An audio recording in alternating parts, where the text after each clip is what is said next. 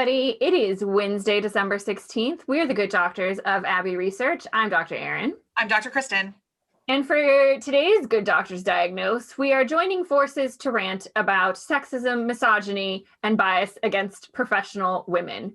So if this is not something you want to hear about, it was in the title, so I don't know why you clicked on it. But if you still don't want to hear about it, we'll see you later. This rant, intellectual and cohesive one, is brought to you courtesy of the recent opinion piece by Joseph Epstein in the Wall Street Journal, which you probably heard about because it made the national news, which was published on the 11th of December, titled, "Is There a Doctor in the White House? Not If You Need an MD," in which he basically threw a fit about the fact that Dr. Jill Biden, the soon-to-be First Lady, is using her doctorate title in her professional existence when she has a Doctor of Education. So it's worth reading the opening paragraph, just for shits and giggles, if you haven't already read it. Madam First Lady, Mrs. Biden, Jill, kiddo.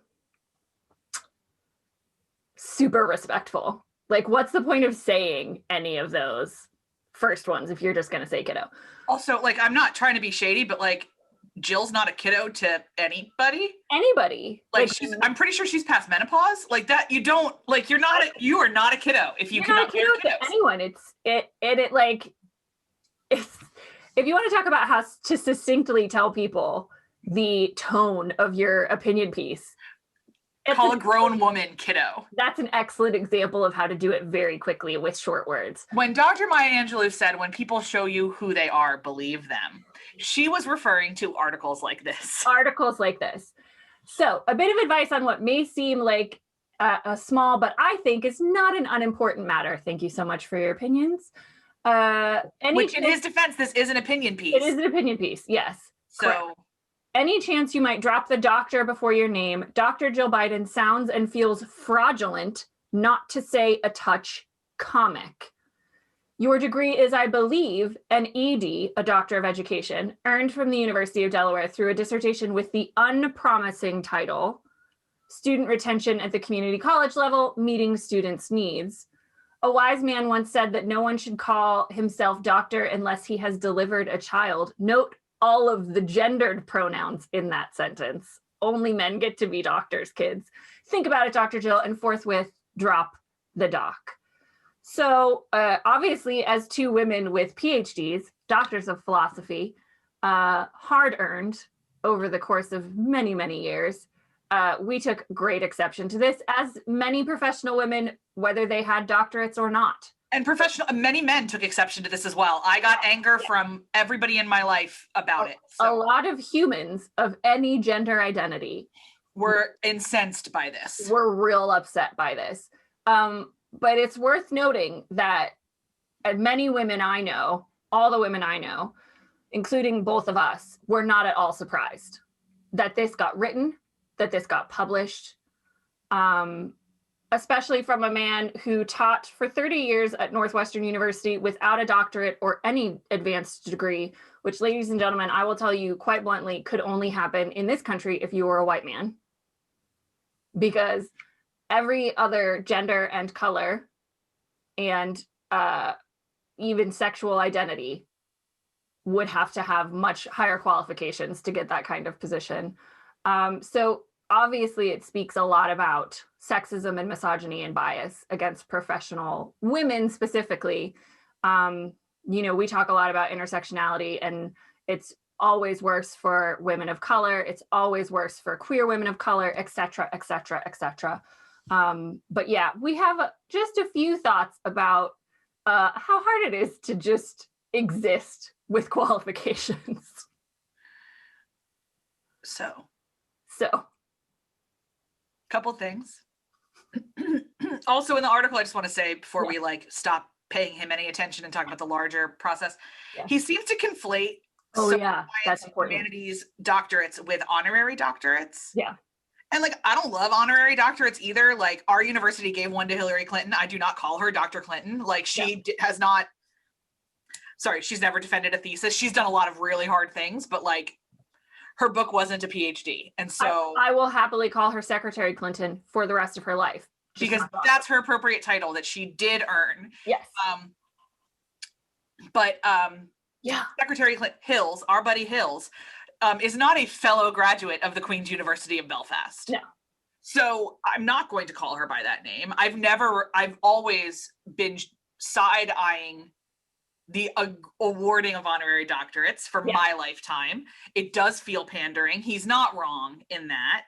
But then he just makes this argument, like he goes back and forth between it, like he has an honorary doctorate and so he's never gone by doctor. And I was like, cool, you shouldn't have. Like, yeah, but like she doesn't have an honorary doctorate. She has an actual one that she earned, and like she's been working in community college for a really long time. And so for anyone who isn't aware, let's break down a doctorate really quick for you. Okay. So a master's degree, so the undergraduate level is, you know, a whole lot of people taught you, you did work for sure. We're not saying you didn't, but you probably didn't do a whole lot of independent work in terms of coming up with independent thought. What you've done is proven to us that you understand the existing field in which you are trying to go into and can exist within it. Yes. Then you get to a master's level and there is an expectation of minor independent creative thought. So you have a small project, you know, it doesn't feel small when you're in a master's program, but in terms of the wider scale of things, it's pretty small. You only take a couple months or at most a year to write a book. It's a pamphlet for sure. It's, you know, 120 odd pages, but it's not like a thing. Right. I wrote mine, I think, over 3 months. So yeah, and a lot of masters, there are lots of things that are terminal degrees for masters. So like a master's of fine art is a terminal degree. Right. The social work is a terminal degree because even though you can get a doctorate, it's not required to enter the field. Right. Like there's all this kind of stuff. So a master's is a little bit more. A lot of people did not have master's degrees for a long time. The boom really happened in the 2000s when everybody in the millennial generation graduated with a undergraduate, realized there was A, no jobs, and B, the jobs that had you needed a master's for. And so master's programs have really exploded over the last 15 years. Then you get to a doctorate. Doctorates exist a little bit differently in a whole lot of countries. So in the United States, the first part of your doctorate is a master's degree. Uh-huh. You then have to pass comprehensive exams. Like 3 exams, right? That essentially prove that you know everything about your subject, which like nausea, and then you write a book or you do a project or you do something where literally, spoiler alert, the whole point is you are the only person on the planet who has done this. Yeah, and we should say, like, they take, depending on where they are in the world, they take different amounts of time. But in the United States, and specifically what Dr. Joe Biden went through, is anywhere from 5 to 10 years. Average 7 years. Average 7 years. So but regardless of how you get there or where you get there, I mean, there are some schools like pay for play PhDs that I have a whole lot of problems with. And we can get into some of the really predatory nature of higher education anytime any of you guys want. We've got a whole host of rants saved up on that. There are reasons we left academia, friends. What? And it's not just because we don't love the smell of libraries. Like it's a predatory system all around the world. It just is. Mm-hmm. PhDs, ours took 4 years for each of us. We are the only people in the world who have written specifically about what we have written about. Yeah. There are people who have done shades of our projects. We have done shades of other people's projects. But the whole point is that we are the international experts, or at least we certainly were when we defended. Other people may have done similar projects now, but that understood what we were talking about. And a huge part of your PhD is proving that you're the only one having this conversation. Mm-hmm. So there is a whole lot of work that goes into it mentally. There's a lot of awareness you have to have for the rest of your field. There's a lot of this. We understand as academics that the rest of you don't give a toss. Sure. We understand that we're weird and boring and elitist. We understand that like you don't get it, which is why we also talk about the Kardashians and have really strong feelings about The Crown and The Amazing Race. Like we get it. That doesn't mean we didn't do the work, y'all. Yeah. And I think for me, like 2 things that he brought up, the first thing that you just addressed, this honorary doctorate, but he also, that sentence about like medical doctors are real doctors. It's worth noting that in the history of humans, doctors of philosophy predate doctors of medicine, and I am not exaggerating, by 700 years. Additionally, you can get a PhD on top of your medical degree. Yeah. You can't, like, I know several medical doctors who also have PhDs. Also have PhDs, yeah. Because they were interested in the philosophy of the medicine that they were teaching and practicing. Yeah. So like this notion that medical, like doctors of medicine, we have always elevated them higher in society is not true at all. No. We have actually historically elevated doctors of philosophy for much longer. And so this value on the humanities and on studying the arts and humanities, the social sciences, not the medical sciences, is something that has been whittled away in the last really 50, couple 60 years, centuries, but maybe? certainly in the last like 30, 40 years, we've been devaluing as we, as money becomes a part of it, and that gets into the proprietary nature. So we don't want to do too much on that. But all of this to say, all this work goes into this degree that you attain and this title. And there's a lot of prestige that comes with the title. There's a lot of power that comes with the title that you have to use to be taken seriously, especially if you are a member of a marginalized group. And by that, I mean not white, male, or heteronormative. And as we said, shades of difficulty depending on where you fall off that spectrum. But it's always harder for women to be taken seriously in any profession, ever. The number of times we were called love, honey, dear, miss, sweetheart. The number of times I was asked to get food or to make tea for my male colleagues. All of these ways of diminishing women as, we're not on the same level. We're not doing the same. I was told many times that my work was not serious, that it was not like important enough.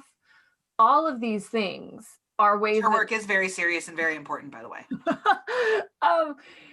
All of these ways of diminishing professional women is a part of this larger system of sexism and misogyny and the patriarchy that we talk about from time to time on this YouTube channel.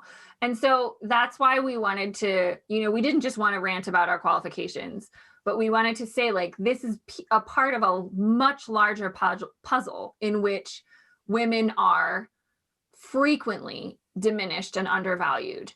And this leads to issues of sexual assault and harassment, discrimination, lack of healthcare equalities in terms of policies for women in the professional fields, the gender pay gap, like all of these really serious issues that affect the health and well-being of women around the world trickle down from this belief that we don't deserve these qualifications, we shouldn't have them, and so they need to be diminished. And so it really is a very big deal that he said this, but it's also just baked into the culture. Yeah, I made the comment, like, I could talk about this conservatively for 14 years because I already have been. Mm-hmm. Like, I don't think a week goes by where I have to consider these things. I also have to, when I walk into rooms, decide if I'm going to use doctorate or if I'm going to use my title or not. Yeah. Because the double-edged sword too is that once you get one of these, there are some people that think you're above yourself and a little bit more than I've never heard the comments lobbed at me that I get about my doctorate. I've never heard of being lobbed at male colleagues. May have. I get that I'm above myself. I get that I think too highly of myself. I get that I'm not really that smart.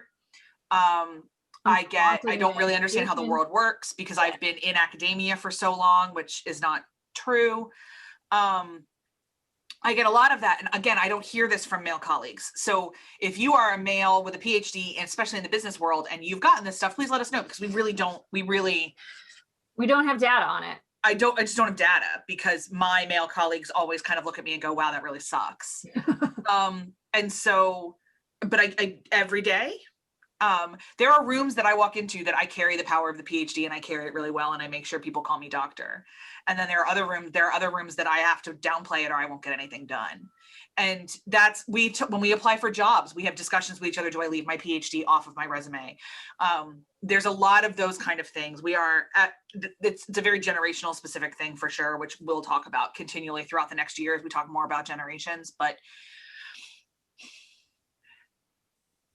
this one is particularly frustrating, I think, because it's lobbed at a public school teacher. Yeah. Who has done absolutely nothing but serve the children of Delaware, as far as I can tell, for her entire career. And from what I can tell, this gentleman may have done some really great things at Northwestern or Northeastern or wherever he is. Apologies, I don't mean to downgrade him. I just haven't tried not to give him much of my brain space. Yeah. She's a public teacher, man. Yeah, she got a PhD and voluntarily chose to teach at a community college, which, let me tell you, not a lot of people would do. No.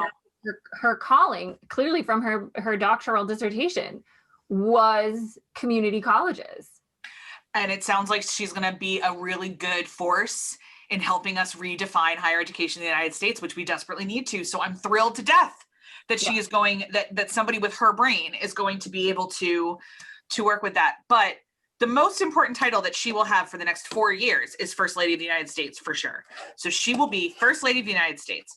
But the permanent title that she gets, regardless of her marriage to Joe, regardless of anything else she has done, she earned that on her own. And she is always Dr. Biden. Mm-hmm. Yeah. And I just read a fascinating piece in the New York Times talking about this really, but like in a broader sense, the way we have restricted the ability of first ladies to be professionals. And like, they made this fascinating point that like the way we treat first ladies is we're like generations behind in terms of like gender parity, because we still have these like more archaic ideas of how they should behave as women. We still like treat them like the hostesses that they once were. Yeah, they used to be called White House hostess. Yeah, and it wasn't married people like Jefferson's was his niece and his daughter. Yeah, and, a lot of times it was like family members, younger family members, especially if they were unmarried presidents, which happened a couple of times. But they talked specifically about Hillary Clinton, who was like a Harvard law level, like real serious litigator, who downplayed all of that and like ran her during the campaign, like did things as like her first event as first lady was to talk about like the food that is cooked in the White House. Yeah. And so like, this is like Abby Bartlett on the West Wing talking about like, when did we stop calling me doctor? Like, yeah. And so we've been having this conversation for a long time. And then they talked about like how everyone got so upset at Hillary for getting involved in healthcare because like first ladies don't do that.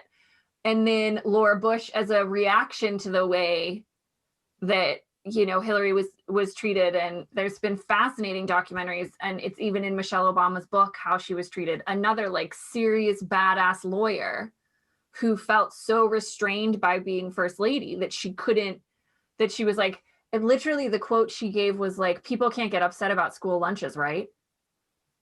Like trying to make kids healthier. And then wait, everyone got really upset at her for trying to make healthy school lunches. And so and then Melania Trump has been a reaction and like gone back more to the hostess role.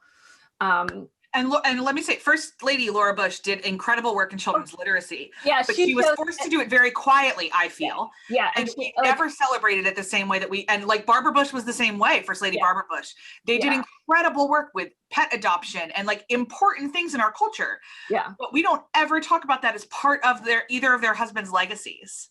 Right. And you're totally right to insert that. And like this piece did talk about like why Laura Bush chose education, because she was also like, people can't get upset about like educating she kids, was also a librarian. Like she loved reading. Yeah. And Michelle Obama evidently really likes lifting weights. So mazel, girl, those arms, man.